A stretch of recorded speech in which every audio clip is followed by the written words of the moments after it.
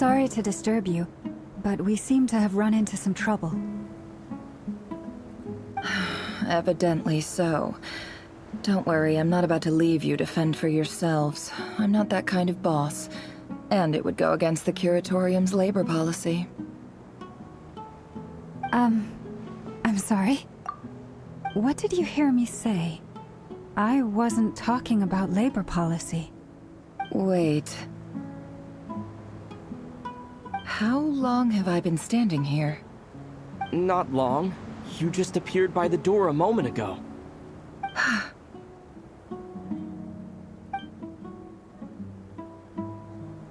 Boss, what's wrong?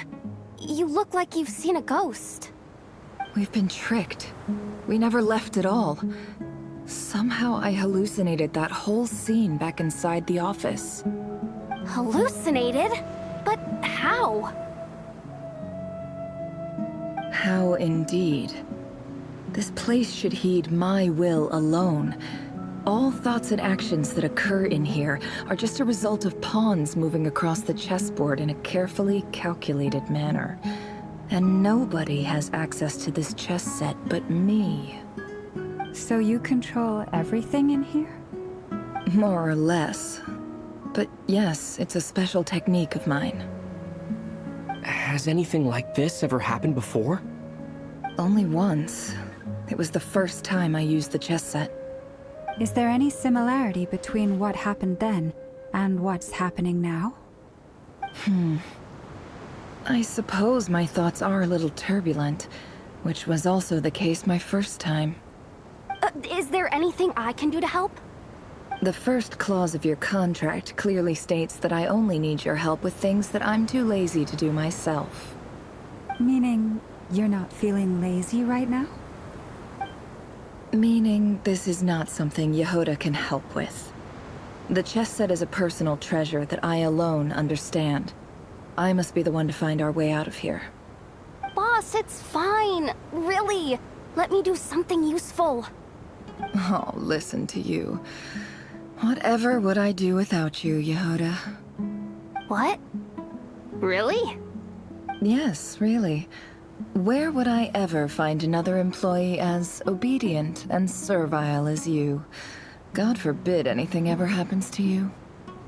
Oh, okay. Well, anyway, I was thinking of fetching some water. There's gotta be a source around here somewhere. I suggest everyone finds someplace comfortable to take a rest. We gotta conserve our energy. Even though all this chess malarkey doesn't exist in a physical sense, mentally speaking, it's all real. And so is our tiredness and fatigue. You don't want to dismiss mental fatigue. Just because it isn't physical doesn't mean it's any less serious. But anyway, I got your backs, so don't worry about a thing. Don't I have the best employees? Jealous much? If we can find a suitable time, I'd love to borrow Yehoda for a day to help out at the Frost Moon Scions. Would you be amenable to that, Boss Nefer? Oh, Lama. Have I ever told you just how pretty you are? Beauty runs from the tips of your antlers to the depths of your imagination. Time to rally, everyone. Follow me. As we continue our journey, the same rules will apply. That means stay focused and no talking no matter what we encounter. And don't disturb the chess pieces. You have my word that I will get us all out of here.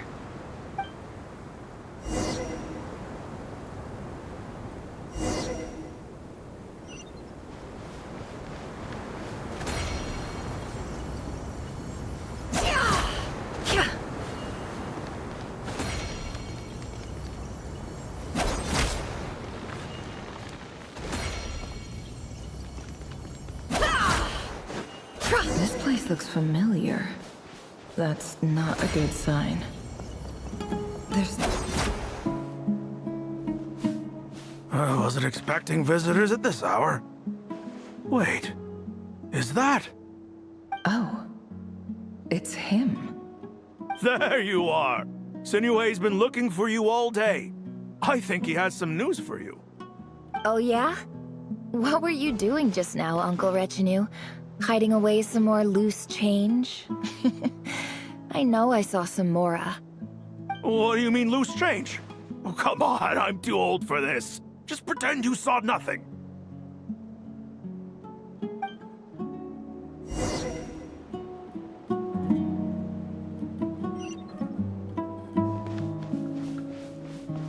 It all adds up.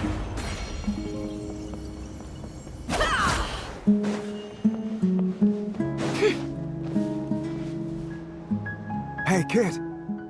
Mind telling me what Sinuhe's been up to recently? I'm trying to get in his good books and I need a way in. Get in his good books? Why?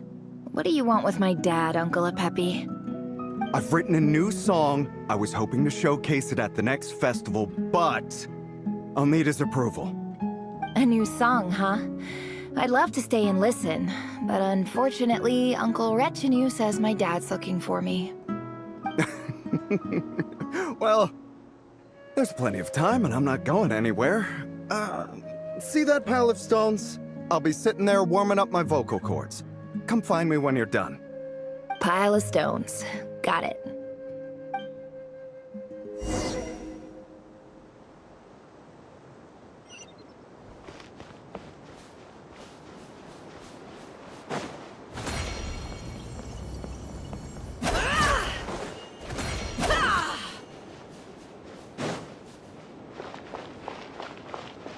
Hi, Dad. Uncle Retinue said you were looking for me. Ah, there's my little princess. If you'd gotten back just a little sooner, you could have shared the spoils of war with me. Spoils of war? Who were you fighting against, Dad? It was just a figure of speech. The aftermath of a sandstorm is no time to be waging war. I was talking about our war against thirst. I went out to fix our water supply problem, and now I'm back. Which means... We have a well again! That's right. I found a new one and brought back as much water as I could carry. It should last us for a good while. If it wasn't for these blasted sandstorms, our wells wouldn't be caving in. You wouldn't be spending all your time out searching for new water sources. As the chief of our tribe, I'm supposed to be leading us out of hardship and poverty, onto better things. You know how prosperous our ancestors were. I've told you all the stories. And look at us now, squeezed into these hovels. No one would choose this, if it wasn't for the endless wars over the years. But things are looking up. I started working with some folks from the academia a few months back. They gave me some contacts in return for my assistance in the desert. So you're the academia's helper now? Special ambassador, they call it. Think of it as a partnership. It's nothing bad, okay? We've been isolated here in the desert for too long. Seeking opportunities elsewhere is the best thing for us, and the fastest way to progress. So, do you get anything good out of being a special ambassador? Of course. My luck's improving all the time. One day, I swear I'm gonna lead us out of this place. We'll find somewhere new. Somewhere better.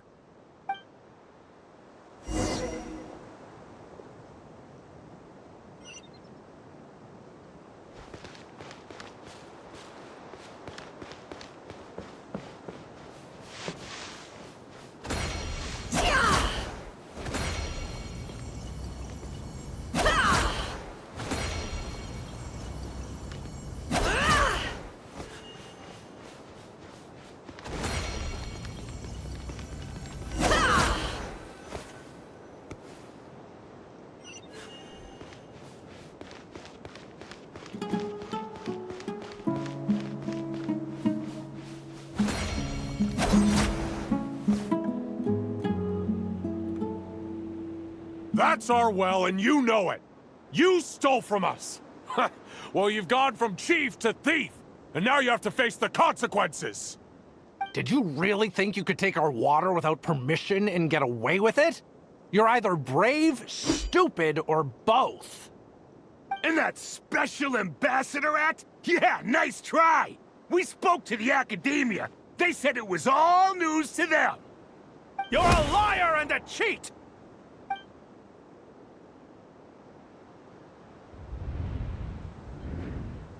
I heard Yehoda gasp, but I don't blame her.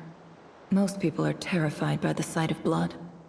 Corpses strewn across the ground. The wounds are clearly from scimitars and daggers. The desert dwellers' weapons of choice. There's a handwritten note on the ground.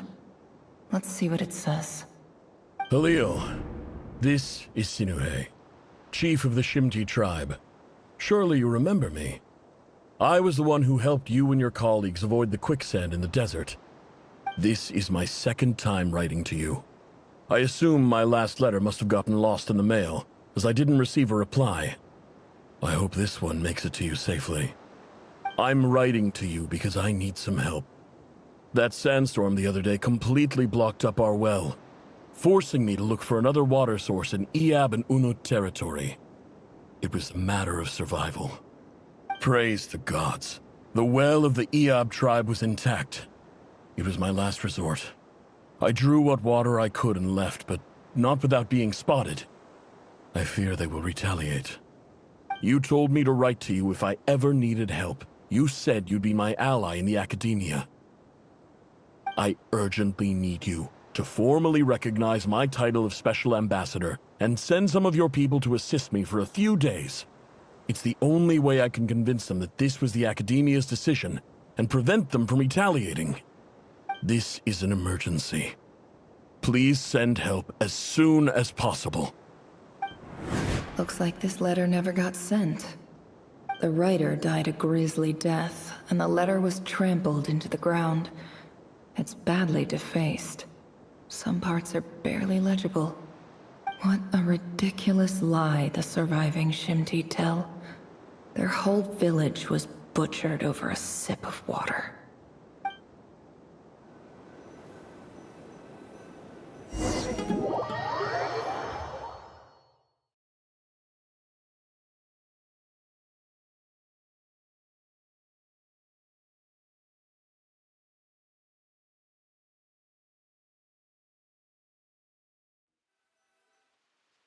Ah, officer. Welcome. Welcome to our humble village. I thought you would at least have the courtesy to provide some respectable libations. This is the finest wine Aru village has to offer. I promise.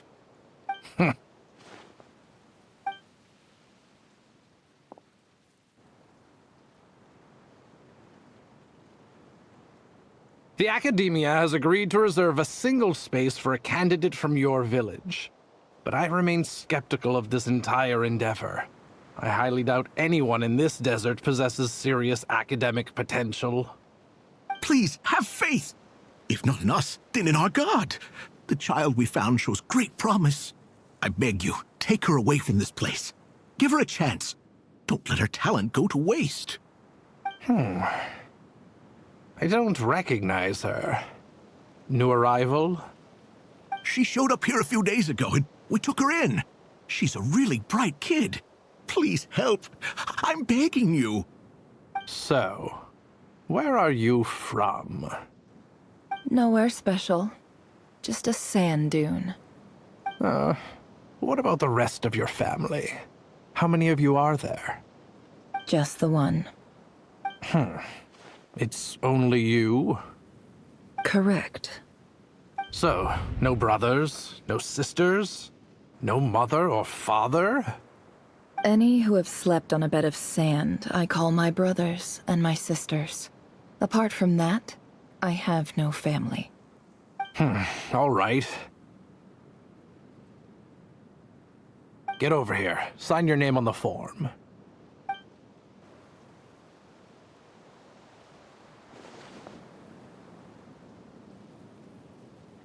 Never? You're rather fair-skinned for a desert dweller.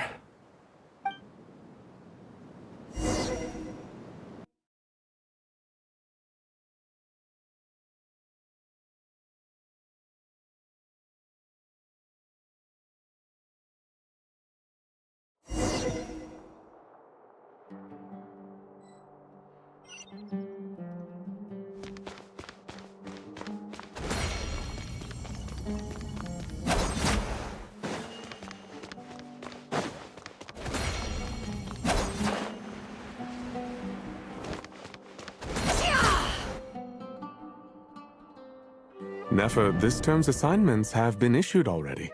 Please read through the materials thoroughly, conduct your own additional research, and then write an essay on the topic. Yes, Professor, I'm aware. I just had a couple more questions I wanted to get your perspective on. Oh? Please ask away. Well, I saw the other students' problem sheets, and I couldn't help but notice that my assignment is much easier than theirs. Do you really think I'm a weak student? A weak student? Goodness, no. Quite the opposite. You have a sharp mind.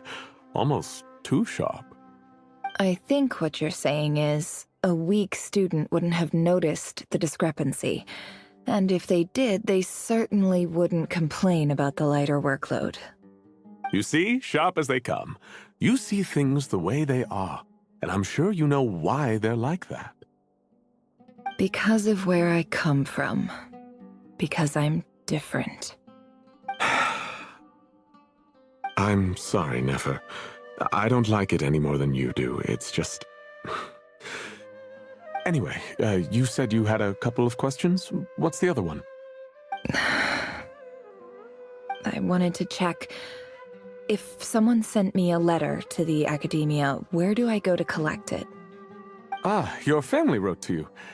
Well, as long as they put your name on the envelope, someone should hand it right to you. Not exactly. It's not even a recent letter. I was just curious where the mail would end up if no one collects it. The House of Dana, I expect. I know there's a box for unclaimed mail somewhere in there, probably sitting on a shelf. Whatever you're looking for, that'd be the place to start. Okay, got it. Thank you, Professor. Oh, don't mention it. Honestly, I feel like I failed you. I'm supposed to be your teacher, but I haven't taught you anything. Hey, don't say that. You're a great teacher, and you do your best for all your students. But the rules are the rules. You're not allowed to teach students like me. It's not just the academia either. The whole world bends over backwards for the successful, and leaves the losers to suffer and die. Oh, my dear child. Don't tell me you've given up on life already. I haven't. I just think that if you want to make it in this world, you have to find a way to become successful.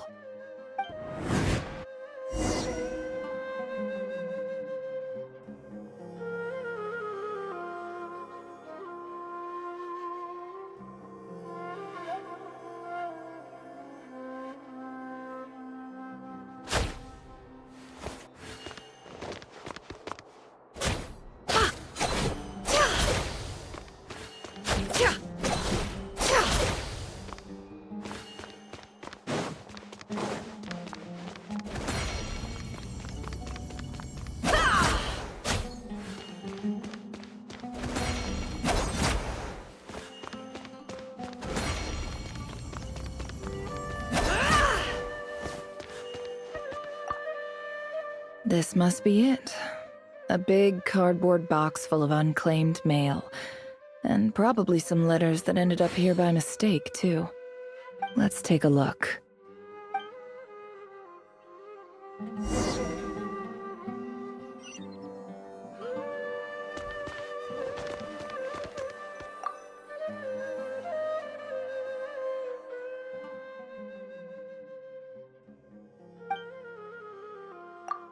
A dilapidation survey from Port Ormos. Looks like it's from a Core of 30 representative. What a strange thought. A bunch of mercs losing sleep over rundown buildings. This one was never even opened. I guess the recipient didn't care what the Core of 30 had to say about anything. Who was it addressed to? I don't recognize the name, but it must have been a Kasharawar professor.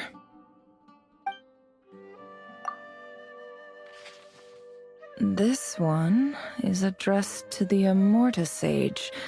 The title is Changes Observed in Satyavada Life Symptoms. Why do all these letters read like full-blown dissertations? Guided by the incense, we became lost somewhere in the forest.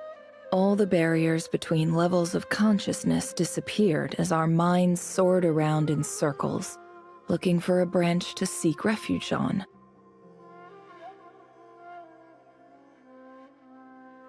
In clinical terms, these symptoms fit the description of incense poisoning.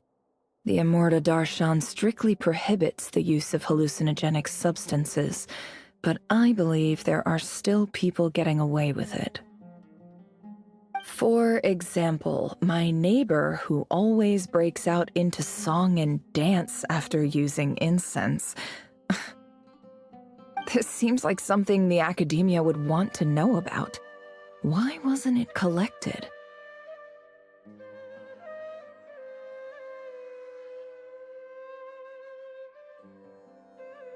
Wait, what's this written on the back? It's so small.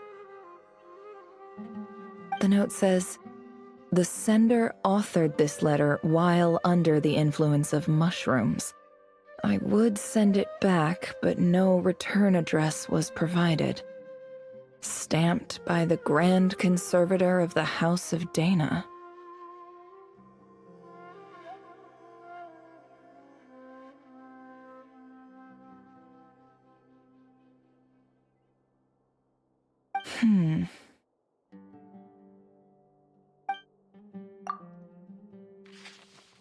This next one is addressed to Grand Sage Azar. A few words of protest regarding recent changes in Sumeru's educational policy. In recent years, the academia has taken on a small number of students from the desert region, as per the policy to this effect. However, it appears to me that these students have not, in fact, been provided with educational opportunities that are, in any meaningful sense, equal to those enjoyed by their peers, as well as receiving dumbed-down assignments and perfunctory tutoring. They do not even have full access to the Akasha system. Education is the fundamental purpose of this institution, which should go without saying in a nation whose founding virtues are knowledge and wisdom. I ask you, is the lip service we pay to the policy of education for desert students truly the standard of pedagogy to which the academia aspires? As Grand Sage, policy decisions are your prerogative, but do not forget your roots. You and I were once students too, as was everyone else in this institution. I do hope you will give some serious attention to this matter. I encourage you to discuss issues like this with myself and others, and listen to some alternative opinions.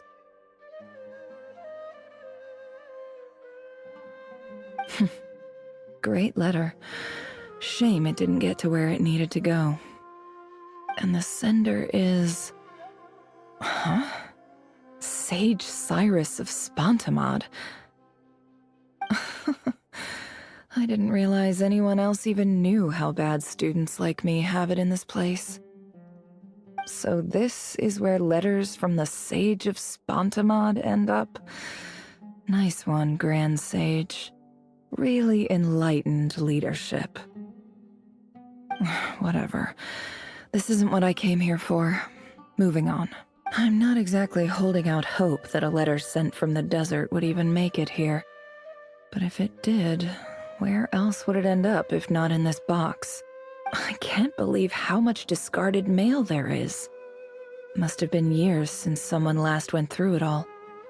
And this is just one box. The whole House of Dana is boxes on shelves. I don't believe for 1 second that any human being has sat down and read through all the documents in this place.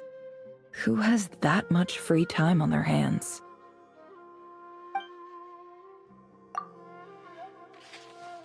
Wait, could this be it?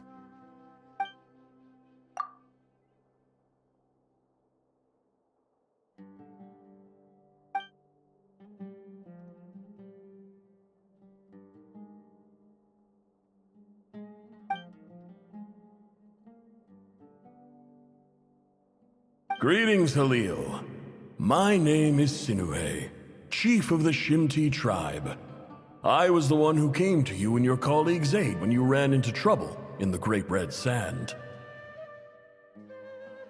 I don't know how well you remember it now, but I brought you to safety and gave you some water and other supplies. You seemed very pleased and told me your name. In my tribe, learning a person's true name is serious business, and I therefore see you all as friends. You were kind enough to leave your contact details, so we could stay in touch. The Shimti tribe lives a harsh, nomadic existence in the desert. You were sympathetic towards my plight, promising to make me a special ambassador of the academia and help us find a way to make a better living. This brings me to my reason for writing. Our tribe has fallen on particularly hard times, and I would like to ask for your assistance. There was a terrible sandstorm a few days ago, which blocked up the well in our land. To ensure my people's survival, I had no choice but to venture into Iyab and Unut territory in search of an alternate water source. The Iyab and Unut are descended from the Thamudians, while we trace our ancestry to Tulatala. We worship the Lord of Flowers and have had relatively good relations with our fellow tribes up until now. I found a well belonging to the Iyab tribe. They declined to help us, but I really had no other option. So I took some water to keep me and my tribe alive. My actions are certain to incur their wrath. When we met, you assured me that you would be my ally in the academia. I would like to take you up on that offer, because I really need your help. I wonder if you could send an academia representative to meet with me. That aside, the last time you were here, you mentioned that the academia had started accepting students from the desert, and I told you a little about my daughter, Nefer. We have next to no resources here in the desert, and my power and influence are limited. Would you consider enrolling my daughter at the academia? She is a smart girl. I know she won't disappoint you.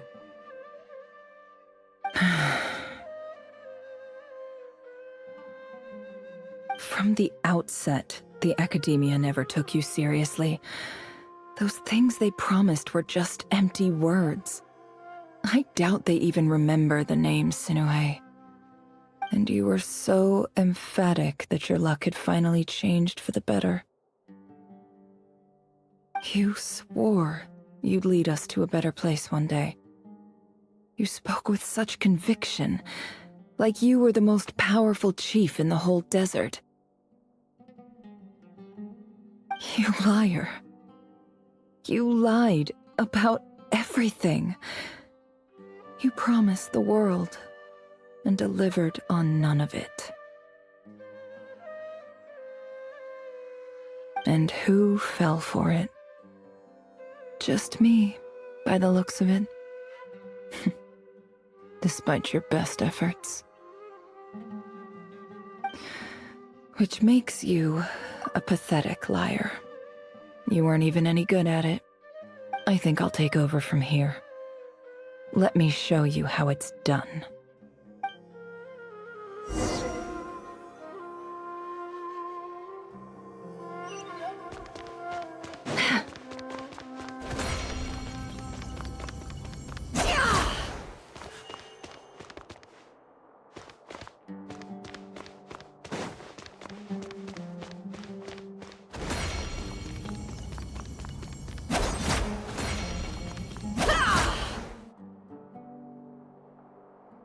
I just came to say goodbye.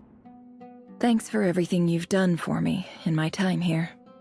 Nefer? You packed your bags. Where are you going? I'm quitting. Something's come up in my hometown. Gonna head back and deal with it. Huh? But this was a hard-won opportunity for you.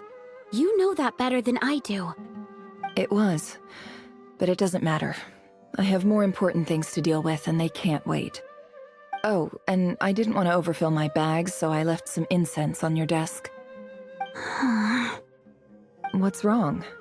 I thought you liked incense. Although, I did read somewhere in the House of Dana that it has hallucinogenic effects. Don't use it all at once, all right? Isn't this the stuff you brought from your hometown? You're just letting me have it? But you said it's a rare and valuable commodity. Yeah, about that. I lied. It's not rare at all. There's this bunch of ruins near my hometown that are practically overgrown with this plant. It's not worth much. Keep it, it's fine. But Nefer... All right, that's all from me. You take care.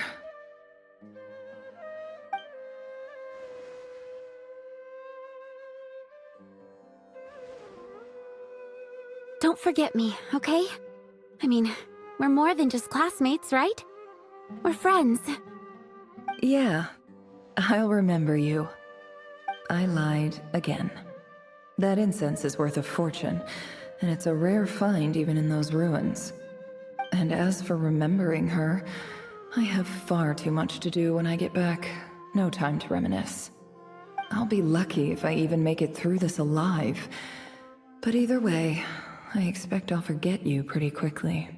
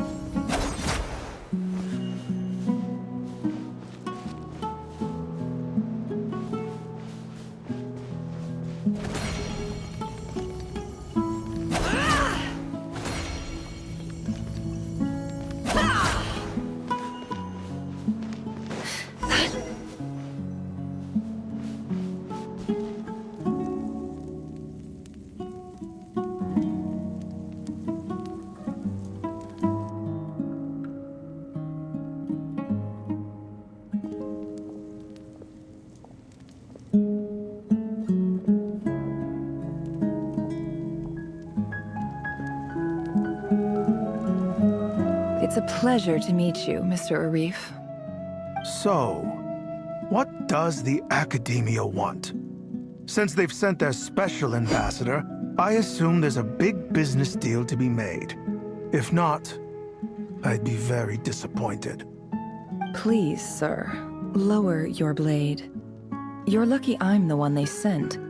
Not all special ambassadors share my admiration for the Iab people.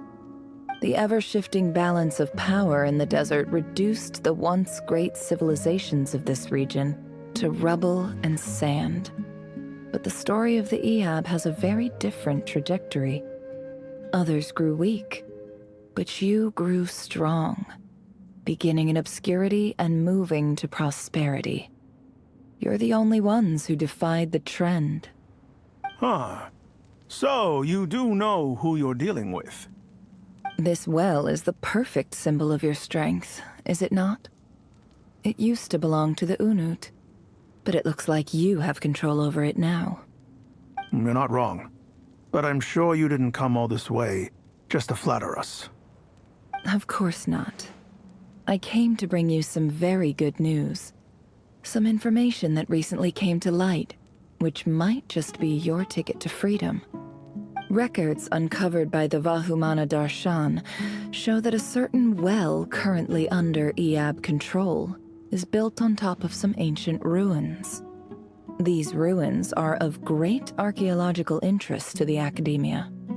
I checked the map carefully on my way over here, and I'm confident that this is the well in question. The Academia is offering 50 million mora in return for excavation rights. 50 million? No, wait. If these ruins are as important as you say, 50 million's a little low, don't you think? Don't get greedy, Iab. We know far more than you think. We know that you seized this well by force. Wasn't that the first step in your rise to power? To drive away the Unut and steal their water supply? So what if it was?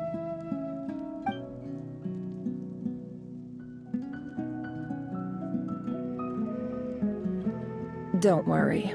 As unscrupulous as it was, it's something we're willing to overlook.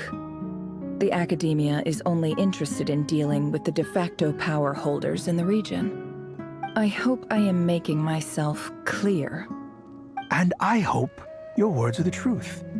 If I find out the Academia is trying to play me, I'll hunt down every one of your people and make you watch as I cut their heads off one by one. I assure you, Chief, that would not be in your long-term interests.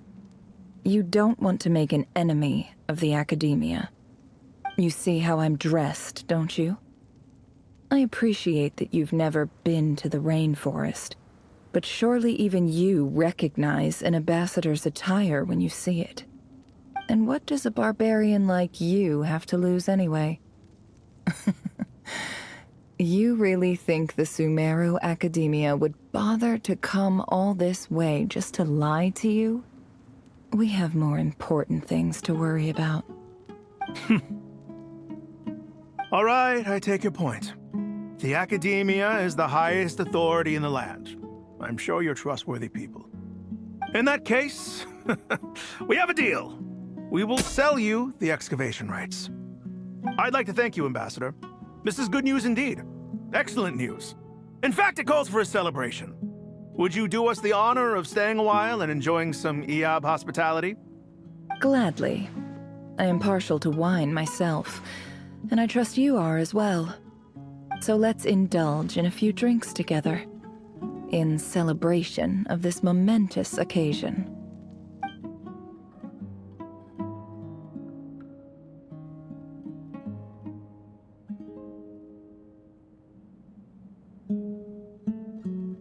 Chief!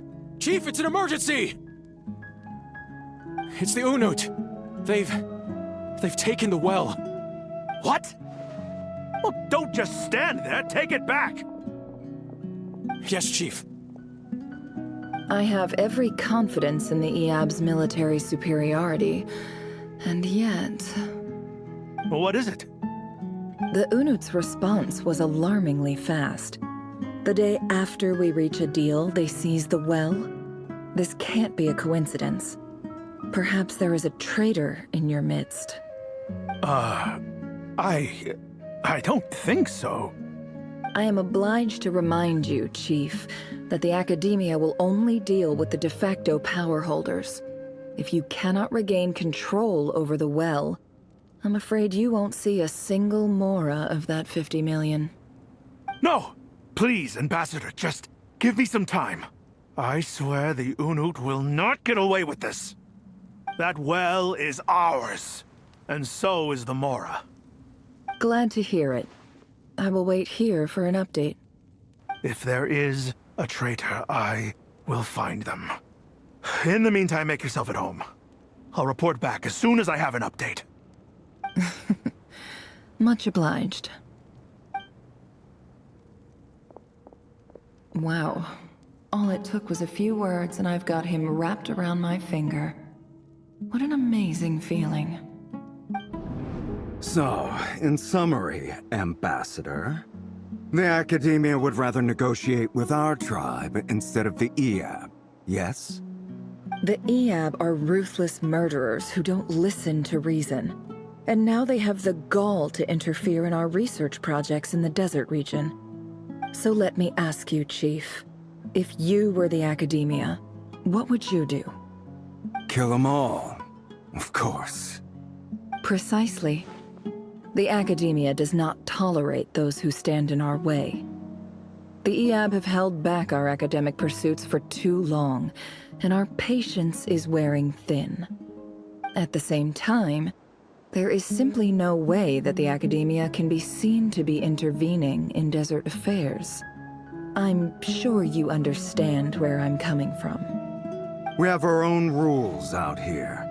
If the rainforest dwellers raised arms against a desert tribe, it'd start a bloody war. Right. We can't confront them ourselves, but we can support their enemies. The Unut have always had strained relations with the EAB, which makes you our natural allies. Natural allies? Weren't the EAB your allies once? You were quick to send them after us to protect your interests back when we stole that water. And now look at you. You're at each other's throats. Let me be clear. The Academia wishes to collaborate with the legally recognized rulers of the desert in this matter. We are asking for excavation rights to that well, and our offer is 50 million mora. Say no more. I believe we have an understanding. Good. Then I suggest you get to work. Get us access to that well, and the mora's yours. You see, Dad? Lying is easy when you know how.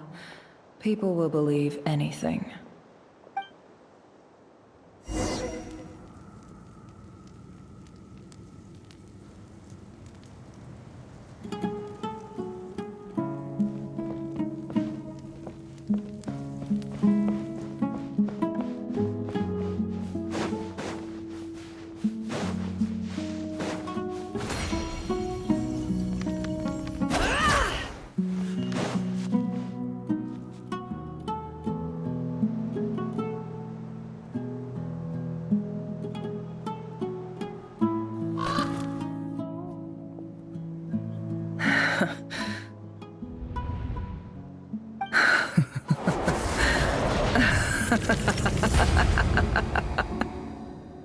Look at yourselves.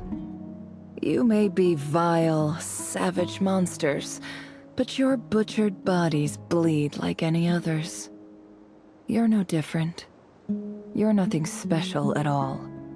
The monsters who destroyed my home, they're just ordinary, petty human beings. What a joke. I think we're even now.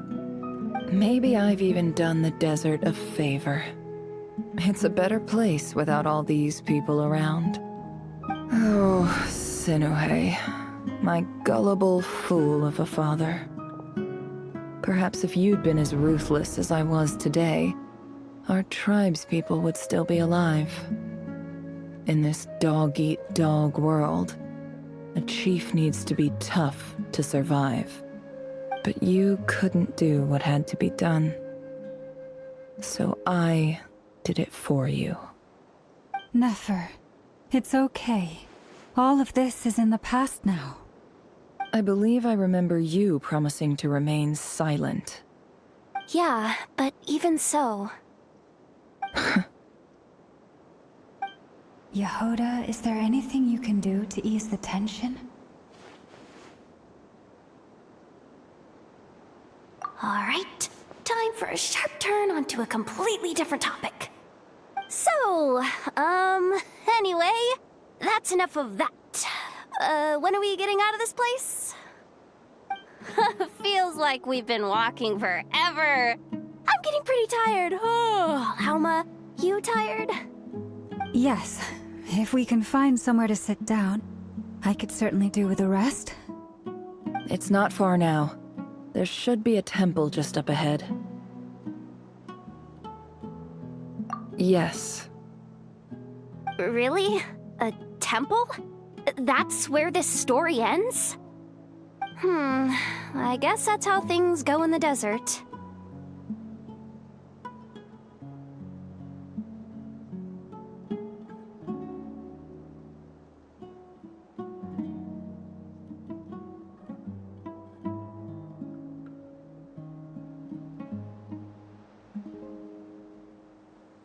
Desert dwellers can never escape their destiny.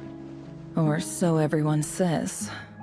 I never wanted to believe it, but looking back now, I'm as desert as they come. You mentioned a temple. What's waiting for us there? My biggest trade secret of all. Ah. Then I'm guessing it's where you got your power from. The power to peer into other people's minds. I didn't know you were clued up on any other religions. I'm no expert in the history of Sumeru, but since you come from the desert, I would imagine it has something to do with King Deshret. Sounds impressive. Ah, I know who you mean. General Mahamatra Sino. The spirit of Hermanubis dwells within him. That's Boss Neff for ya. She knows everything. Sino's hardly a figure of obscurity, but I know about Sethos too. What about him? Is he a big deal or something? Well, he's not a small deal, let's put it that way. Please, this is the bare-bone basics. Save the flattery. Thanks for your patience, everyone. I'm sure it's been a lot to take in. With any luck, that's our exit just up ahead.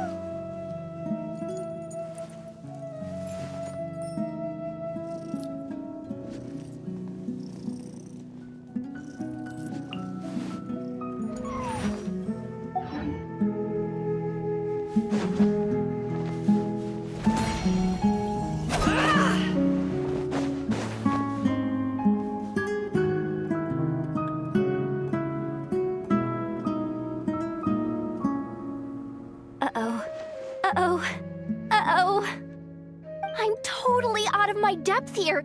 I don't have anything to add about any of this stuff. Like, look at that statue, for instance.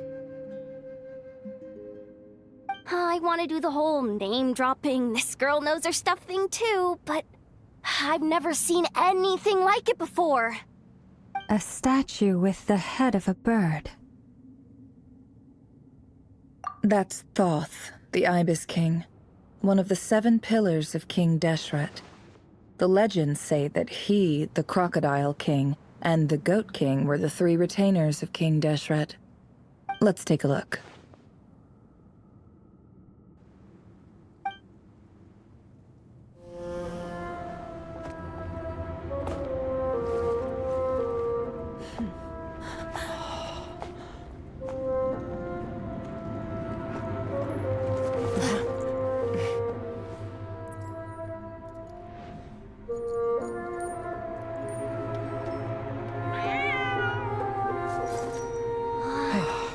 It's just Ashru.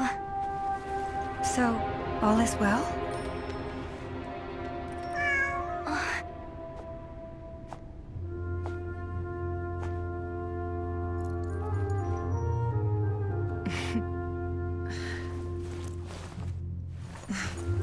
Typically speaking, at this point, the world disintegrates.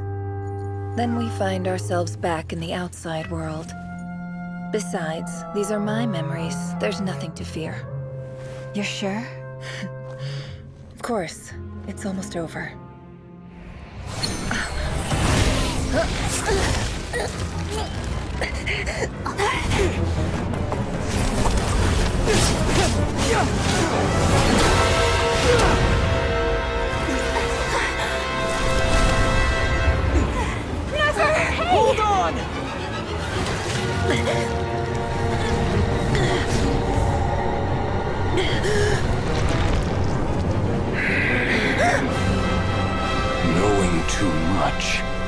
always a death sentence.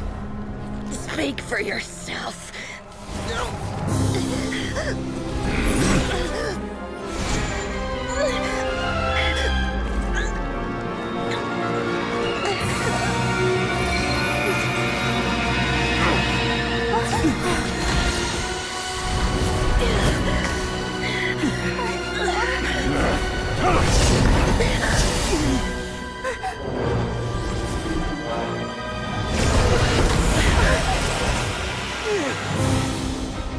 How repulsive.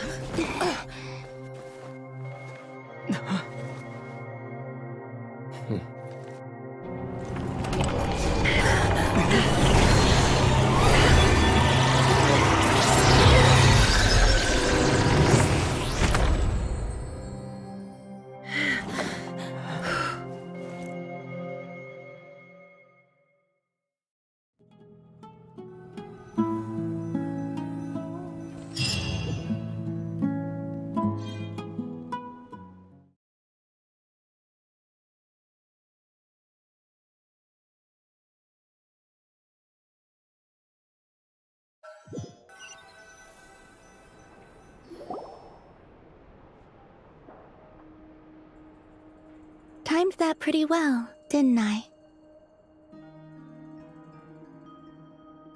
It's okay. I'm just glad no one was hurt.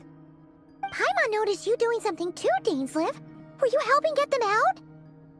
Of course.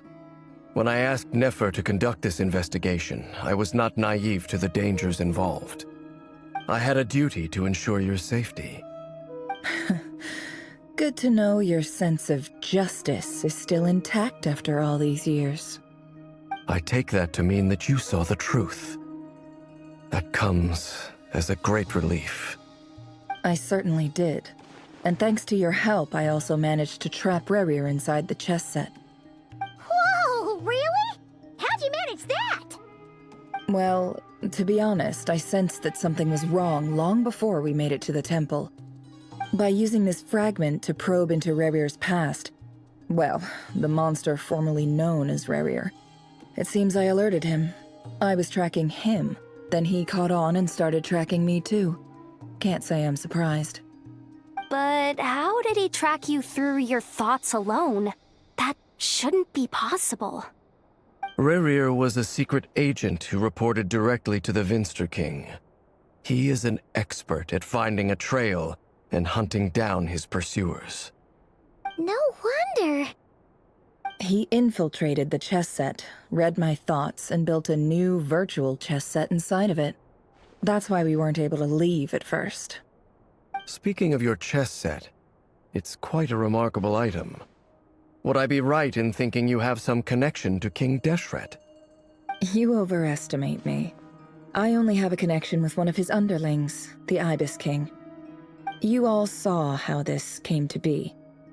A long time ago, the Iab massacred my tribe, the Shimti, in our home village. A few years later, I enrolled in the academia, where some new information came to light.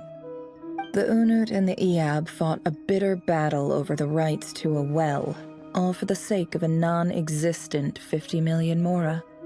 The Iab ultimately won that confrontation, but their victory came at the cost of almost every warrior in the tribe. The final blow to the Iab came at the victory feast, when an Unut assassin beheaded their chief right before my eyes. The remaining Iab fled and have been scattered to the winds ever since. Having gotten my revenge, I returned to my hometown, where to my surprise, the nearby temple was still standing. There it was, seemingly immune to the relentless hostility of the desert, while my tribal home lay in ruins. As I stood there gazing at the temple, I noticed a cat just outside. This cat, as it turned out, was home to the spirit of the Ibis King. He led me to a gate deep inside the temple, and there he made a deal with me. This chess set is my gift from the Ibis King. The chessboard within is made to the same specifications as the one in the mausoleum of King Deshret, and represents his power of piercing analysis. With this chessboard in its container, I gained a certain ability to perceive hidden secrets. Now, you could conclude that the Ibis King simply wanted to give the people of this world the power to seek the truth, but I don't believe that's the full story. Every god plays favorites. Their hearts are as fickle as any human's, full of secrets, perversions, egotistical tendencies. But precious few gods are willing to admit this. It is the same with all powerful forces, including fate itself. Their gaze falls preferentially upon a select few. As you rightly point out, this is an act of favoritism. If you're alluding to the Abyss, then yes, I agree. Gather the others. It's time to share everything I've learned.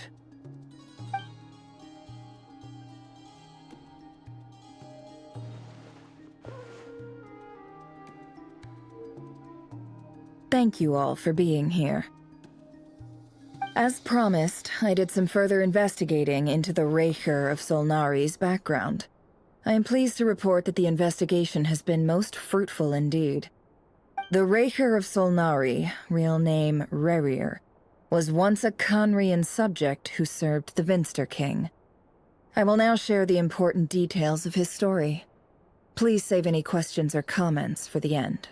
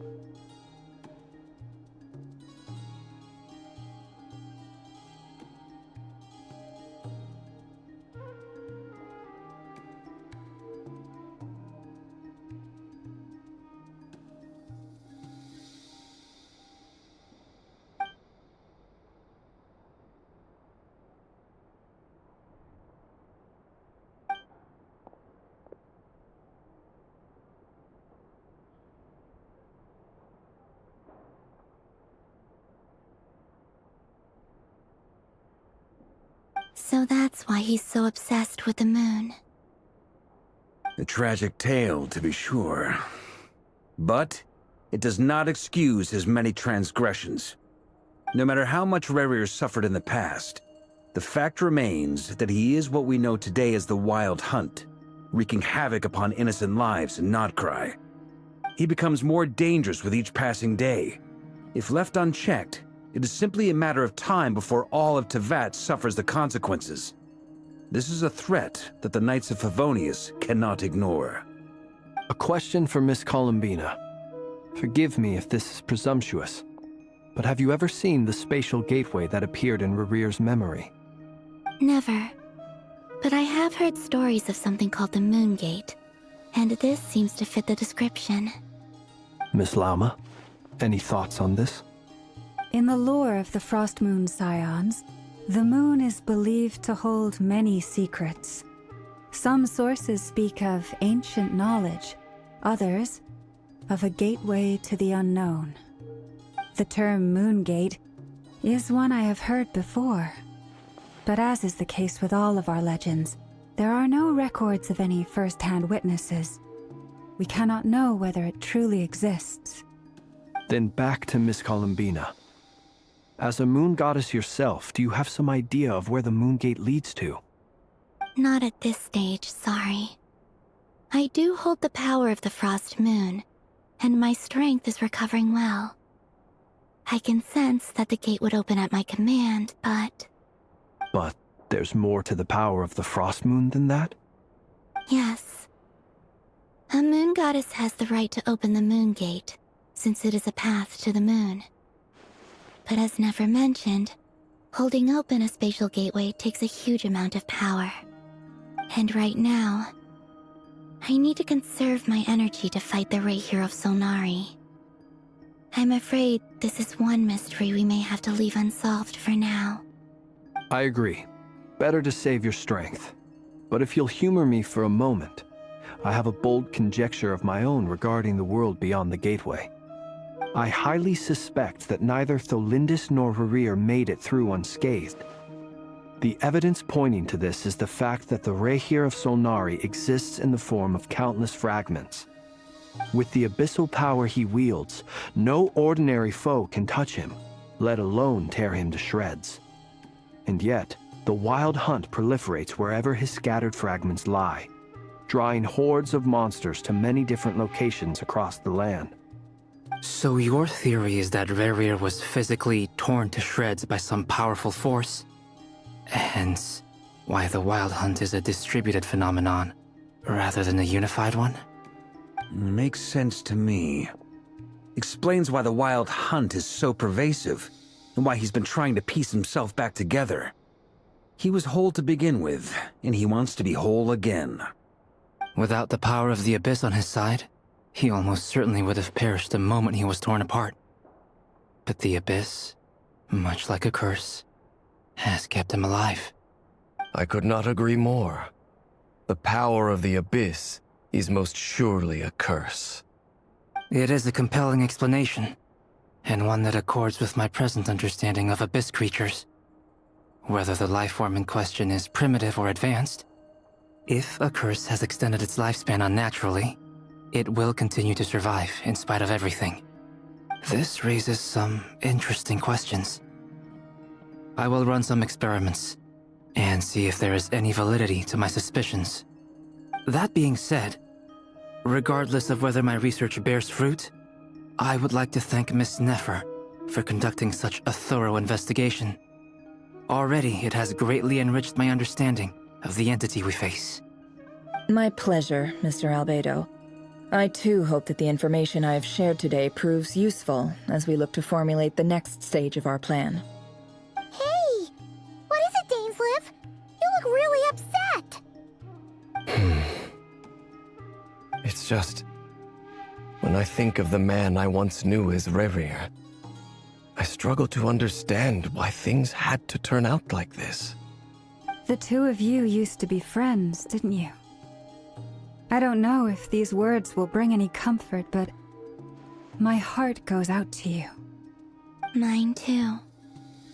We can never know all the hows and whys of the way things are. The moon and stars are full of untold secrets and lies, and the skies are host to many more mysteries than these alone.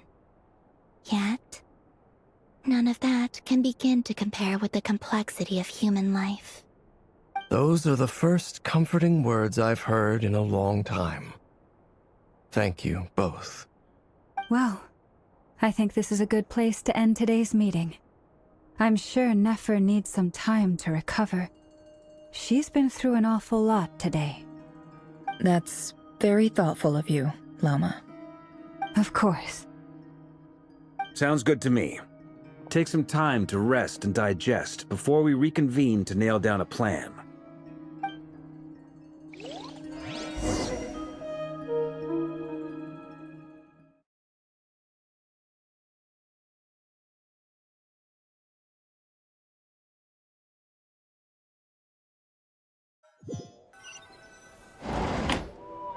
Hey, is this a bad time? Hope I didn't kill the conversation.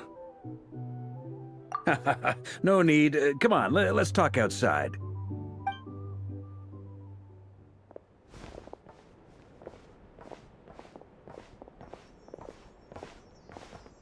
Anyway, Nefer went back to the curatorium to get some rest. But before she left, she shared some things with me that I thought you should be aware of. Firstly, although she managed to trap the Raker of Solnari inside her chess set, there's no guarantee that the power of the Ibis King is any match for one of the 5 sinners. Their powers are beyond our comprehension. It's only a matter of time before he finds a way to break out. We have to come up with a plan and take care of him before that happens. Honestly, my mom figured that might be the case. So, how long have we got? Well, I asked her that same question. She talked for a long time, but for the most part, it seemed like she was trying to convince me how precious her chess set is. What a long and storied history it has. It felt like some kind of sales pitch, you know? The kind where you end up handing over Mora against your will.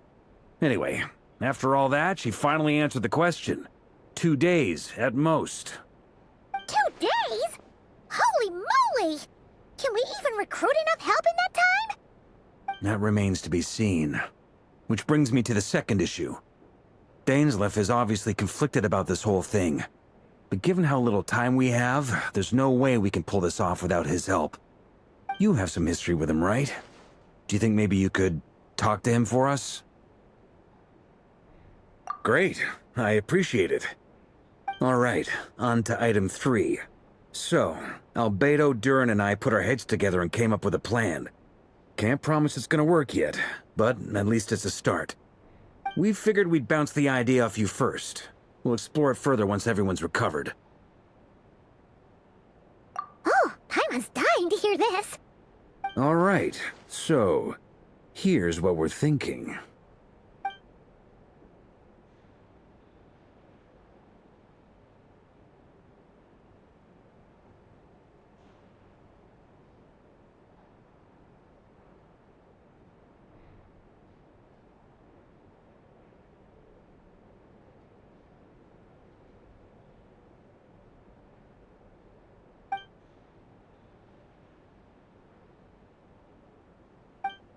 We felt a little uneasy about roping you into this. I mean, firstly, you're not locals, and secondly, none of us are your boss. You're well within your rights to refuse if you so choose. Roping us in? Why would you even say that? We know the stakes here. It's all of us against the Reher of Solnari, or none of us stand a chance. I choose my words very intentionally, I'll have you know. I like to think there's an art to striking a down-to-earth tone even when the stakes are through the roof.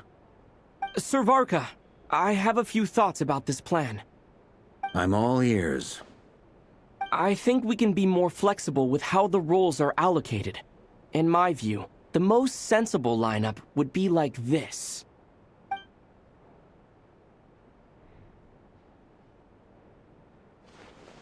I see your point, yeah. But if that's how we're going to approach this, you'd better make sure you're ready. To be clear, I don't doubt your abilities. Far from it. I just want to make sure. Are you really willing to take all this on? I want to do everything within my power. The Reher of Solnari is a truly fearsome opponent, and if I do my part, it'll greatly reduce the risk for everyone else involved. Well, that tracks with what I've heard. Jean's mentioned in her letters that you're so diligent it's almost abnormal. As in, most people weigh up the risks and rewards in situations like this. But you seem to just march towards danger without a moment's hesitation. Of course, everyone appreciates a fearless pioneer. But all that aside, I'm the Grand Master of the Knights of Favonius, and you're our honorary knight. I want to make sure your courage doesn't come at the expense of your safety. Thank you, Sir Varka. Well, I should be the one thanking you.